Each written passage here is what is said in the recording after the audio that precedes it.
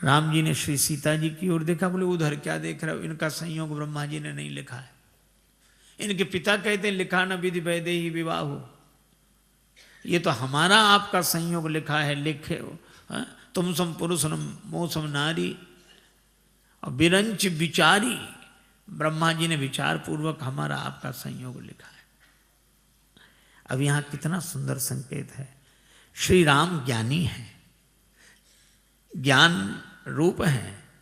किसी ज्ञानी के जीवन में कोई वासना प्रवेश करे तो ज्ञानी को देही की ओर नहीं वैदेही की ओर देखना चाहिए, और सदगृहस्थ की धर्म मर्यादा के अनुरूप यह आचरण कि कोई वासना प्रवेश करे तो उन्हें अपनी भार्या की ओर देखना चाहिए। श्री सीता जी भगवान के चरणों की ओर देख रही हैं। भक्त के जीवन में वासना आवे तो उसे भगवत चरणार विंद का आश्रय लेना चाहिए।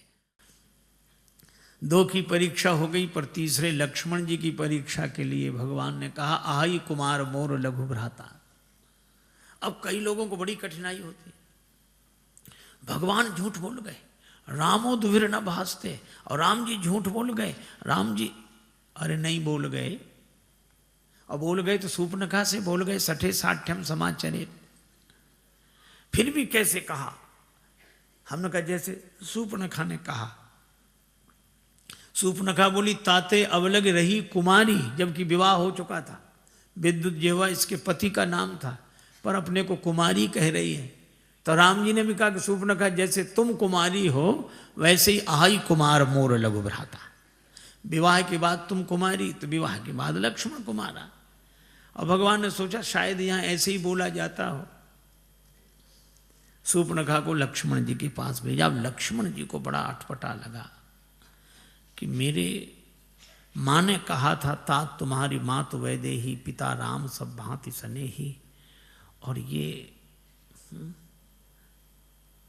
भगवान को क्या हुआ सूर्पनखा को इधर। पर लक्ष्मण जी को दूसरी बात याद आई कि माँ ने यह भी कहा था कि भगवान जिसमें प्रसन्न हो तुम उसमें प्रसन्न रहना। सूर्पनखा जैसे ही आई तो लक्ष्मण जी ने सूर्पनखा की ओर नहीं देखा, प्रभु बिलो के बोले मृदुबानी, भगवान की ओर देखा और बोले सुंदरी सुनो, हे सुंदरी सुनो। सूर्पनखा ने सोचा जो बिना देखे सुंदरी कह रहा है वो देखेगा वह तो बलिहार हो जाएगा। सूर्पनखा ने कहा कि मेरी ओर तो देखो। लक्ष्मण जी ने कहा कि जब तक नहीं देख रहा हूं तभी तक सुंदरी हो, और सचमुच वासना तभी तक सुंदर प्रतीत होती है जब तक कि वैराग्य की दृष्टि से उसे नहीं देखा जाता, और वैराग्य की दृष्टि से देखने पर तो उसका विरूपीकरण हो जाता है। लक्ष्मण जी ने भी व्यंग किया, प्रभु समर्थ कौशलपुर राजा, वे समर्थ हैं, अयोध्या के राजा हैं, इनके पिताजी ने 3 विवाह किए थे, ये 2 विवाह कर लेंगे तो क्या बिगड़ जाएगा। जो कछु करें उन्हीं सब छाजा। तीनों की परीक्षा हो गई, कामना में विघ्न पड़ा, क्रोध आया, और लक्ष्मण जी ने उसको नाक कान से रहित कर दिया। मानो संकेत यह है कि इस वासना ने बड़ों बड़ों की नाक काट दी, मुझे दिखाने लायक नहीं बचे। बड़ों बड़ों की नाक काट दी इस वासना ने, लेकिन अयोध्या के इन दिव्य सत्संगियों ने वासना का विरूपीकरण कर दिया। सच्चे सत्संगी वे हैं जिनके यहाँ वासना के नाक कान कट जाते हैं। खरदूषण के पास गई, खरदूषण 14,000 राक्षसों को लेकर आया आक्रमण करने। भगवान राम ने लक्ष्मण जी से कहा ले जानकी ही जाओ गिरी कंदर, श्री जानकी जी को लेकर गिरी कंदरा में जाओ। भगवान आप अकेले रह जाएंगे, का अकेले ही रहना है। राक्षस आए, राम जी ने धनुष बाण नहीं उठाया, कोई शस्त्र नहीं चलाया, माया नाथ अति कौतुक करो, ऐसा तमाशा किया, सब राक्षसों के भीतर प्रकट हो गए। तो राक्षस एक दूसरे में राम जी को देखो, ये रहे ये इन्हें मारो, इन्हें करी संग्राम रिपुदल लरी मर्यो। कितना बढ़िया संकेत है।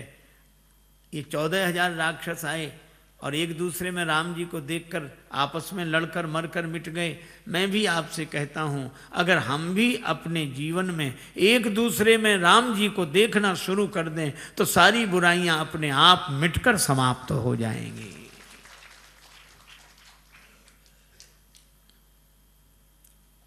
शूर्पणखा रावण के पास जाती है। रावण ने कहा ये तुम्हारी नाक कैसे कटी? शूर्पणखा बोली मेरी तो कटी, अपनी नाक बचाओ। परिचय दिया। दंडक वन में 2 राजकुमार, संगमह नारी सुकुमारी। तुमने खरदूषण से नहीं कहा था तो वे तुम्हारी सहायता के लिए नहीं गए थे, फिर गए। रावण को लगा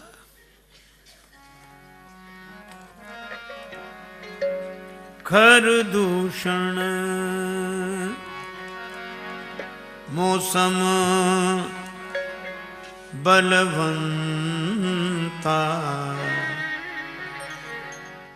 बलवंता खरदूषण।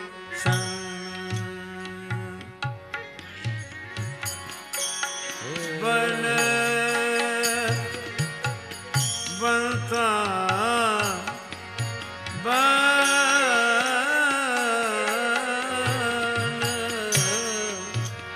बलवंता हो खरदूषण। मौसम बलवंता खरदूषण। तिन्हि कुमार बिनु भगवंता, तिन्हि कुमार मारई बिनु भगवंता खरदूषण।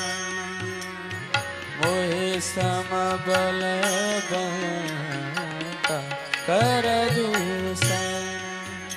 सुररंजन भंजन मही भारा,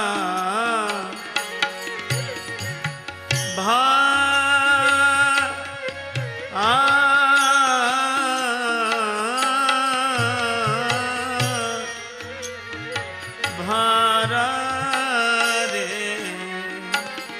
जो भगवंत लीन अवतारा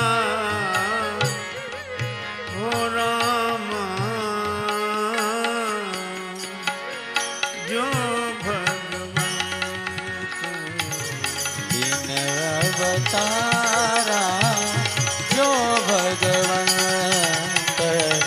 दीन अवतारा जो भगवंत। तो मैं जाई बैरहट करी हूँ, तो मैं जाए बैरहट करे हूँ। प्रभु सर प्राण तजे भवतरी हूँ खरदूषण।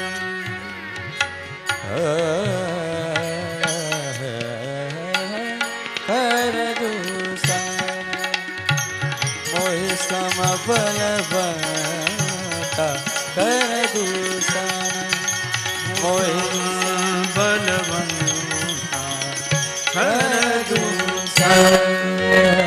रावण सोचता है खरदूषण मेरे समान बलवान उन्हें भगवान के बिना कौन मार सकता है? कहीं भगवान का अवतार तो नहीं हो गया? अरे अवतार हो गया तो शरण में जाओ, शरण में नहीं जा सकता। स्वभाव है बैर करूंगा, और जब बैर करोगे तो भगवान का बाण लगेगा तो मुक्ति मिलेगी। रावण का भी अपना मार्ग है। एक भक्त ने कहा कि मंदिर बनाऊं, पाठशाला खुलवाऊं, दिव्य इतनी भला कहां है हस्ती मजदूर की। पूजन भजन ध्यान में मन लगता नहीं, साधना समाधि तो बात बड़ी दूर की। बिंदु कभी एक ही है, सुखद उपाय मिला, शायद इसी से फलेगी कामना क्रूर की। करूंगा कुसूर तो किसी दिन अदालत में जाकर ही देख लूंगा सूरत हुजूर की। तो मैं जाए बैर हट करी। मारीच के पास गया, बिल्कुल अकेला। मारीच को प्रणाम किया। मारीच थर थर कांपने लगा। अरे का रावण प्रणाम कर रहा है, जिसके आगे सारा संसार झुकता है, तुम्हारे सामने झुका, तुम तो डर से कांप रहे हो।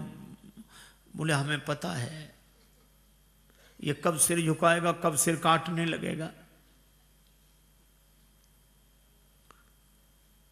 मामा तुम हिरण बन जाओ। मारीच ने कहा कि मैं तो अच्छा भला आदमी हूं, हिरण क्यों? रावण बोला हमें हरण करना है। तो हिरण तो पशु होता है, न बने तो रावण ने कहा कि मैं तुम्हें मार मार के पशु बनाऊंगा। पशु क्यों बना रहे? बोले और रावण का काम ही क्या है जो अच्छे भले आदमी को पशु बना दे, ये काम रावण का है। और जो पशुओं को भी मनुष्य बना दे, ये काम श्री राम का है। अरे आप देखो, भगवान ने मनुष्य ही बनाए। हनुमदादि वानर सब वीरा, धरे मनोहर मनुज शरीरा। सब मनुष्य हो गए जितने वानर वीर थे। अरे इनकी कौन कहे, छुअत शिला भई नारी सुहाई, पाषाणी में से देवी प्रकट हो गई, मानवी प्रकट हो गई। एक कवि ने बड़ी अच्छी बात कही कि लोग कहते हैं कि संगे दिल के आंख से आंसू नहीं आते, पाषाण जैसा हृदय जिसका हो उसके नेत्र सजल नहीं होते। पर लोग कहते हैं कि संगे दिल के आंख से आंसू नहीं आते। अगर ये सच है तो दरिया क्यों निकलते हैं पहाड़ों से, नदियों का जन्म पर्वतों से क्यों हो? कोई पिघलाने वाला चाहिए। तो राम जी ने पशुओं को भी, पहाड़ों को भी, पर्वतों को भी, शिलाओं को भी मनुष्य बनाया, और रावण ने मनुष्यों को भी पशु बनाया। मारीच बोला ना बनूं तो कृपाण निकाल ली, मौल बनता। अब मारीच ने देखा कि दोनों तरफ मरना है। उतर दे तो मुझे बधव। ये बधव शब्द कितना सुंदर ढंग से श्री तुलसीदास जी लिखते हैं। बधव, इधर से पढ़ो तो बधव, उधर से पढ़ो तो बधव।